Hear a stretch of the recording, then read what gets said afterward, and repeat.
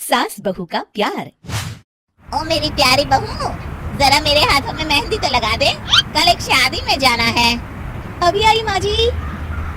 माया गिरजा के हाथों में बहुत सुंदर मेहंदी लगा देती है। मैं वारी जावा, ऐसी गुणवान बहू मिली है मुझे। अरे मुझे भी तो इतनी प्यारी सास मिली है।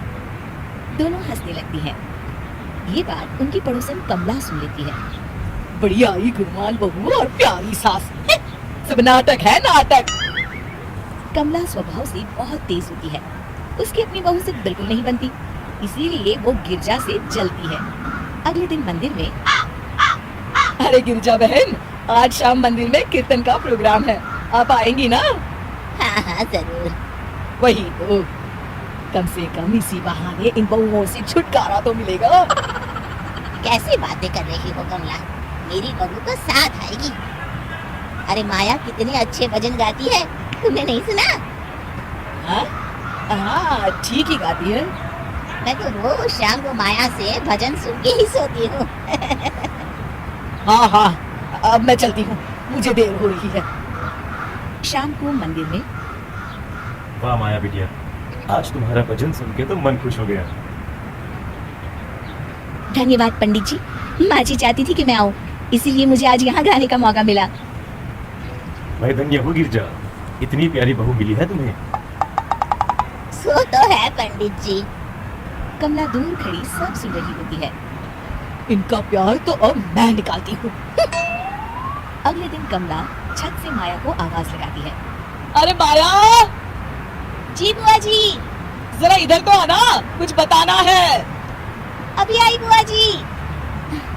क्या हुआ? माया कमला के पास जाती है। पता है, कल सुबह गिरजा मंदिर में कह रही थी कि उसकी किस्मत फूट गई जो उसे तेरे जैसी बहू मिली। अच्छा बुआ जी, किसी बात पर गुस्से में कह दिया होगा। आप तो जानती हैं माँ जी मुझे कितना प्यार करती हैं। अरे वो चाहती ही नहीं थी कि तू मंदिर में आए, वो तो मेरे बहुत कहने पर तुझे लेकर आई। दरअसल बुआ जी, घर पर बहुत काम रहता है ना, इसलिए माँ जी ने सोचा होगा मैं थक जाऊंगी। देखिए ना, कल हम मंदिर से देर रात घर आए तो उन्होंने कोई काम मुझे अकेले नहीं करने दिया। खाना उन्होंने खुद बनाया। और ये कलमुनी तो अपनी सास की बुराई करने को तैयार ही नहीं। और कुछ बुआ जी? है? नहीं नहीं, और कुछ नहीं, अब तो जा यहाँ से। अगले दिन मंदिर में, अरे वो गिरजा, कल तेरी बहू आई थी मेरे पास। माया आई होगी, वो सबसे हंसती बोलती रहती जो है। अरे हंसना बोलना क्या, तुझे कोस रही थी। ऐसा हो ही नहीं सकता, तुझे सुनने में कोई गलती हुई होगी। कसम से गिरजा, वो कह रही थी मुझे तो मेरी सास ने नौकर समझ लिया है। दिन भर घर का काम करती रहती हूँ मैं, और मेरी सास आराम करती है। अरे ज्यादा काम से थक गई होगी तो गुस्से में कह दिया होगा। वैसे भी काम तो वो करती ही है। मुझे आराम की आदत उसी ने लगाई है। जो भी हो, थोड़ी नकेल कस ले, बाद में ये बहुएं सास को घर से ही निकाल देती है। कैसी बातें करती है कमला, मैं तो कहूँगी तू अपनी बहू के साथ प्यार से रहा कर, इधर उधर की बातों में ज्यादा ध्यान मत दिया कर।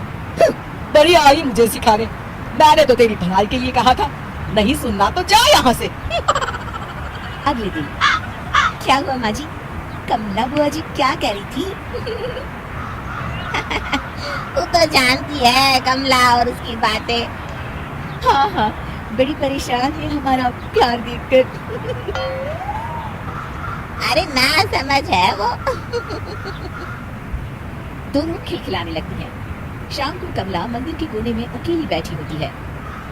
क्या हुआ कमला बेटी? पंडित जी, मैं बहुत परेशान हूँ, मेरी बहू मुझे प्यार नहीं करती। वही गिरजा की बहू उस पर जान छिड़कती है। ये तो अपनी अपनी करनी है बेटा। गिरजा की बहू ही नहीं, गिरजा खुद भी तो अपनी बहू को जान से ज्यादा चाहती है ना। सो तो है। बस बिटिया, इसी में सारा भेद छुपा है। प्यार दो तो प्यार मिलेगा ही, और कभी आपस में मन मुटाव हो भी जाए तो उस बात को भुला दो। गलतियां तो हम सबसे होती हैं, आखिर हम सब इंसान ही है ना। ये तो आप सही कह रहे हैं पंडित जी। अब जाओ, और दूसरों की बगिया में आग लगाने की जगह अपने बगीचे के पौधों को सींचो। जी पंडित जी। शिक्षा, दूसरों को अच्छा देख उनसे ईर्ष्या करने की जगह खुद को अच्छा बनाने का प्रयास करें।